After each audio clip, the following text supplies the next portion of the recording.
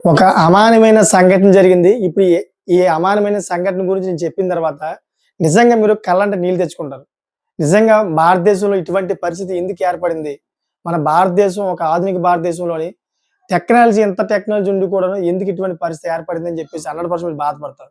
అసలు విషయం మనం తెలుసుకుందాం. ప్రెజెంట్ భారతదేశంలోని పెట్రోల్, డీజిల్ కొరత విపరీతంగా ఉందన్నమాట. ఎక్కడ చూసినా గాని పెట్రోల్, డీజిల్ లేదు అని చెప్పేసి ఏ అయితే పెట్రోల్ బంకులు ఉన్నాయో పెట్రోల్ బంకులోని ఔట్ ఆఫ్ స్టాక్ బోర్డులు పెడతా ఉన్నారు.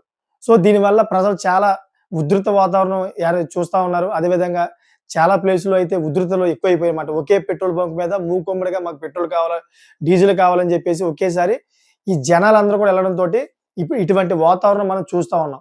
ఇది మన రాష్ట్రంలోనే కాదు, భారతదేశం మొత్తం అంతట కూడా ప్రతి రాష్ట్రంలో కూడా ఉంది. ఒక అమానవీయమైన ఒక సంఘటన జరిగింది. ఆ సంఘటన గురించి ఇప్పుడు చెప్తాను. నిజంగా మీరు కళ్ళంట నీళ్లు తెచ్చుకుంటారు. ఎందుకంటే ఒక వ్యక్తి చాలా తక్కువ వయసున్న వ్యక్తే పాపం చనిపోయాడు.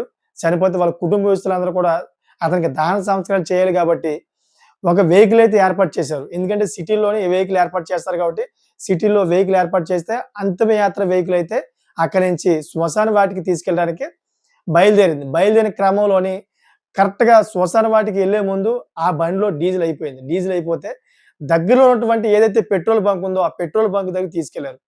పెట్రోల్ బంక్ దగ్గరికి తీసుకెళ్తే ఆ బండి ఏదైతే డెడ్ బాడీ ఉందో డెడ్ బాడీతో పలగమాట.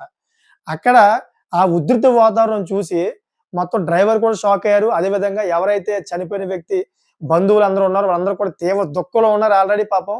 మళ్ళీ దీన్ని చూసి ఇంకా దుఃఖమయ్యారన్నమాట. ఎందుకంటే అంతిమ సంస్కారాలు తొందరగా జరగాలి. డెడ్ బాడీని అలా ఉంచేయకూడదు కదా! సో, అక్కడ పెట్రోల్ బంక్ దగ్గర కిలోమీటర్ మేర లైన్ ఉంది. కిలోమీటర్ మేర లైన్‌లోని ఆ బండి లైన్‌లో ఉండవలసొచ్చింది. ఎవరు కూడా కాంప్రమైజ్ అవ్వల.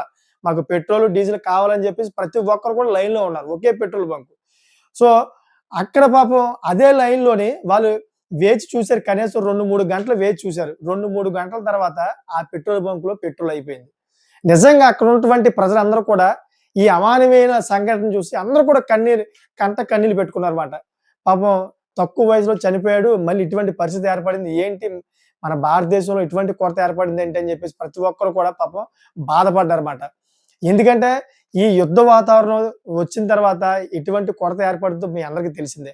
చాలామంది తప్పుడు వార్తలు చూసి పెట్రోల్ అయిపోతుందని చెప్పేసి ముందుగానే పరిగెడతా ఉన్నారు. ఫుల్ ట్యాంకులు చేసుకుంటా ఉన్నారు. ఇంకా స్టోరేజ్ చేసుకోవడానికి ఎక్స్‌ట్రా పట్టుకుపోతా ఉన్నారు.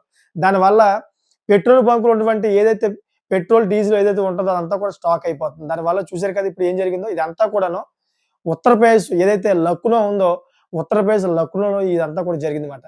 సో, దీన్ని చూసి మొత్తం మన భారతదేశం అంతా కూడాను కన్నీటి పరమంతం అవుతుంది. చనిపోయిన వ్యక్తికి కూడాను లైన్‌లో ఉండవలసిన పరిస్థితి ఏర్పడింది.